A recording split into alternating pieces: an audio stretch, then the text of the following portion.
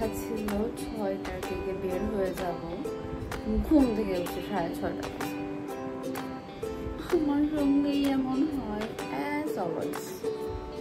এই তো এভাবেই চলছে জীবন, কি আর করার।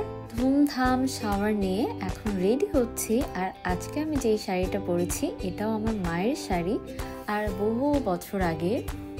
আমি শাড়ি পরতে ভীষণ ভালোবাসি, তবে পুরনো শাড়ির প্রতি আমার অন্য রকম একটা ইমোশন কাজ করে। এই তো একেই তো ঘুম থেকে উঠতে পারিনি, তারপরে রেডি হতে আরও লেট হয়েছে। কেন জানি না, যখন দেরি হয় তখন দেরিই হতে থাকে। এই খুঁজে পাচ্ছি তো ওইটা পাচ্ছি না, এমন হচ্ছিল। আর এভাবে বের হতেও লেট হয়েছে, তাই আমার মেজাজ খুবই খারাপ হয়ে আছে। কেন জানি না, খুবই রাগ লাগছিল। আর এত ভীষণ আফসোস হচ্ছিল আমার। লাস্ট 7টা বছর ধরে আমি ভেবেছি মহালয়া দেখতে ঢাকেশ্বরী যাব। দেখা যেত প্রতিবারই ক্লাস থাকতো সকালে, কিংবা ভাবতাম এত দূর থেকে একা একা কিভাবে যাব ভোরবেলা। এসব ভাবতে ভাবতে কোনো বাড়ি হয়ে ওঠেনি। গত বছর ভেবেছি এবার যাবই, যেহেতু এখন একটু কাছে আছি, কিন্তু গত বছরও হলো না। এইবার ভেবেছিলাম যাবই যাব, কিন্তু এবার কি হলো, ঘুম থেকেই উঠতে পারলাম না ঠিক সময় মতো।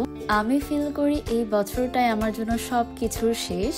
তাই আমার যা যা ইচ্ছা আমি চাচ্ছিলাম খুব করে সবকিছু করার জন্য, কিন্তু ওই যে ঈশ্বরের পরিকল্পনা অন্যরকম।